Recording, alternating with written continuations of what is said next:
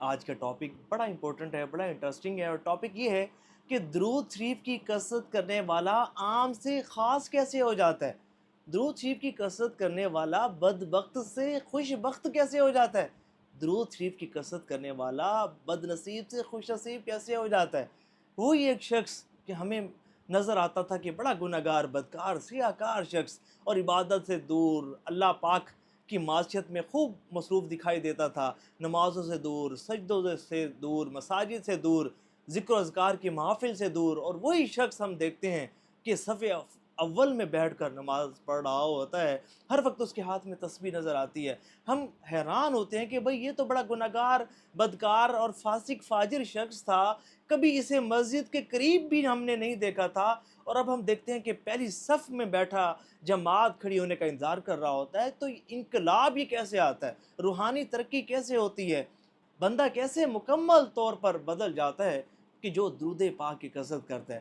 دیکھیں، ایک بات یاد رکھیے گا، اول تو جسے درود پاک پڑھنے کی توفیق مل جائے تو سمجھے کہ یہ بہت بڑی خوش نصیبی ہے اور بہت بڑی خوش بختی ہے، بلکہ خوش بختیوں کی اور خوش نصیبیوں کی معراج ہے کہ یہ وہ بابرکت وظیفہ ہے کہ اس سے دنیا بھی ملے گی اور دنیا کے ساتھ آخرت بھی اس کی سنور جائے گی، اور اس وظیفے سے اس سے وہ کچھ ملے گا جس کا یہ تصور بھی نہیں کر سکتا۔ اگر ہم کتابوں کا مطالعہ کریں نا، ہمیں بڑے بڑے واقعات ملتے ہیں کہ فلاں نے درود پاک پڑھا، اس پر یہ کرم ہوا، فلاں نے درود پاک پڑھا، اس پر فلاں کرم ہوا، فلاں اتنا زیادہ نوازا گیا۔ اور بعض اوقات ہمیں کچھ لوگ ملتے ہیں تو ہمیں بتاتے ہیں کہ بھئی جب سے میں نے درود پاک پڑھنا شروع کیا نا، میں تو ٹوٹلی بدل گیا ہوں، میں تو ٹوٹلی چینج ہو گیا، اور مجھ پر یہ کرم نوازے ہیں، مجھے حضور کی زیارت نصیب ہوئی، مجھے مدینہ شریف حاضری کا شرف حاصل ہوا، میری فلاں پریشانی دور ہو گئی، فلاں مشکل آسان ہو گئی، فلاں حاجت پوری ہو گئی۔ تو ہم حیران ہوتے ہیں اور رشک کرتے ہیں اس کی قسمت پر کہ یہ بندہ کتنا خوش بخت ہے، کتنا خوش نصیب ہے، لیکن ہم اس سے اثر نہیں لیتے۔ یہ ایک بہت بڑا ویک پوائنٹ ہے کہ ہم اس سے اثر نہیں لیتے۔ دیکھیں، بظاہر کوئی شخص ایسا ہے کہ وہ دنیاوی طور اس کا کوئی سٹیٹس ہے، اس کے پاس گاڑی اچھی ہے، اس کے پاس گھر بہت اچھا ہے، بینک بیلنس ہے، پراپرٹی ہے، رقبہ ہے، تو ہم بڑے انسپائر ہوتے ہیں، ہم کہتے ہیں یار یہ بڑا مالدار آدمی ہے، یہ بڑا لیول کا، یہ تو فلاں ریسٹورنٹ میں ہوٹلنگ کرتا ہے، اس کی گیدرنگ فلاں فلاں لوگوں کے ساتھ ہوتی ہے، ہم بڑے انسپائر ہوتے ہیں اس کے ساتھ۔ لیکن انسپائر تو اس شخص سے ہونا چاہیے کہ جو عبادت کی کثرت کرتا ہے، جو تہجد کی کثرت کرتا ہے، جو تہجد پڑھنا جس کے معمولات میں شامل ہے، جو نوافل کی کثرت کرتا ہے، جو ساری ساری رات جاگ کر اللہ پاک کو راضی کرتا ہے، اس کی عبادت کرتا ہے، جس کی زبان ہمیشہ درود پاک پڑھنے سے تر رہتی ہے۔ انسپائر تو ایسے لوگوں سے ہونا چاہیے نا کہ جو خوب خوب عبادات کی کثرت کرتے ہیں۔ تو ایسے لوگوں کو ہمیں آئیڈیل بنانا چاہیے، ان کی قسمتوں پر رشک کرنے کے ساتھ ساتھ اللہ کریم سے دعا کرنی چاہیے کہ یا اللہ پاک ہمیں بھی ایسا بنا دے کہ یہ بھی تو تیرا بندہ ہے، روزانہ 20-30 ہزار مرتبہ درود پاک پڑھ جاتا ہے، اور ایک میں ہوں کہ مجھ سے درود پاک کی ایک تسبیح نہیں پڑھی جاتی۔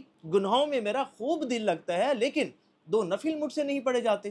دوستوں کے ساتھ ساری ساری رات بیٹھ کے میں گزار دیتا ہوں، غیبت، چغلیاں، فلمیں، ڈرامے، بہتان، الزام تراشیاں، کیا کچھ ساری رات میری جو ہے گناہوں میں گزر جاتی ہے، اور مسجد کے قریب گزرنے کی مجھے توفیق نہیں ملتی، مسجد میں داخلہ مجھے نصیب نہیں ہوتا۔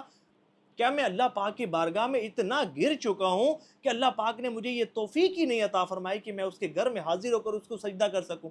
اللہ پاک کی عبادت سے محرومی یہ بہت بڑی محرومی ہے، یاد رکھے گا۔ یہ محرومی کب ہوتی ہے؟ جب بندہ گناہوں کی کثرت کرتا ہے، اور گناہوں کی نحوست کے سبب ہی دل سیاہ، تاریک اور زنگ آلود ہو جاتا ہے، اور پھر عبادات کی توفیق نہیں ملتی۔ آپ جا کر پوچھیں، بہت سارے لوگ ایسے ملتے ہیں، بتاتے ہیں جناب پہلے تو ہم 20 ہزار مرتبہ روزانہ درود پاک پڑھتے تھے، 30 ہزار مرتبہ پڑھتے تھے، بہت زیادہ درود پاک پڑھتے تھے، اب تو جناب 313 بھی نہیں پڑھا جاتا۔ کیوں؟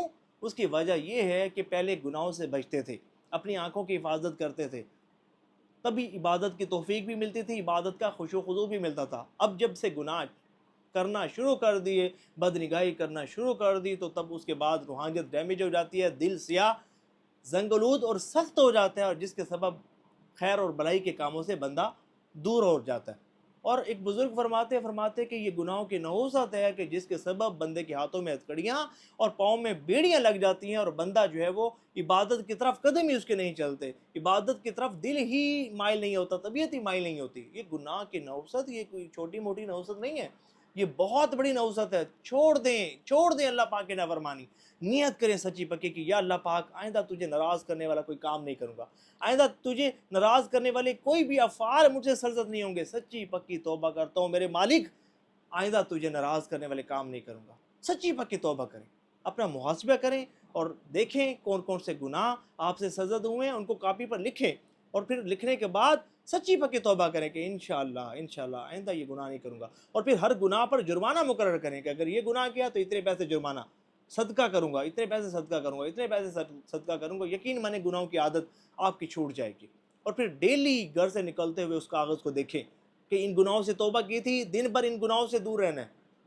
رات کو واپس آئیں تو اس ورک کو دوبارہ اٹھائیں, اس ڈائری کو دوبارہ اٹھائیں اور دیکھیں کہیں ایسا یہ گناہ دوبارہ تو نہیں ہو گیا. اگر ہوا تو فوراً جرمانہ ادا کریں, فوراً صدقہ کریں, پیسے صدقہ کریں. جب جیب سے مال نکلتا ہے نا تو تکلیف ہوتی ہے. یہ چند ایسی چیزیں ہیں کہ جن کو کرنے کی وجہ سے انشاءاللہ روحانیت میں بھی اضافہ ہوگا, عبادات کی بھی توفیق ملے گی, اور آپ عام سے خاص بن جائیں گے. اور پھر درود پاک کی کثرت کرنے کی بدولت جب درود پاک کا نور آپ کے دل میں داخل ہوگا, جب درود پاک کی روحانیت آپ کے دل میں داخل ہوگی, تو یقین مانے اس کی برکت سے آپ کا پورا وجود ہی معطر اور منور ہو جائے گا, اور انشاءاللہ آپ کی روحانی ترقی شروع ہو جائے گی, روحانی پرواز شروع ہو جائے گی, اور روحانی منازل طے کرنا آپ شروع کر دیں گے انشاءاللہ. اور پھر معرفت الہی کی راہ ہموار ہونا شروع ہو جائے گی, اور پھر قرب الہی کی راہ ہموار ہونا شروع ہو جائے گی, اور پھر وہ کچھ آپ کو ملے گا کہ جس کا آپ تصور بھی نہیں کر سکتے. ثواب کی نیت سے اس ویڈیو کو شیئر ضرور کیجیے گا.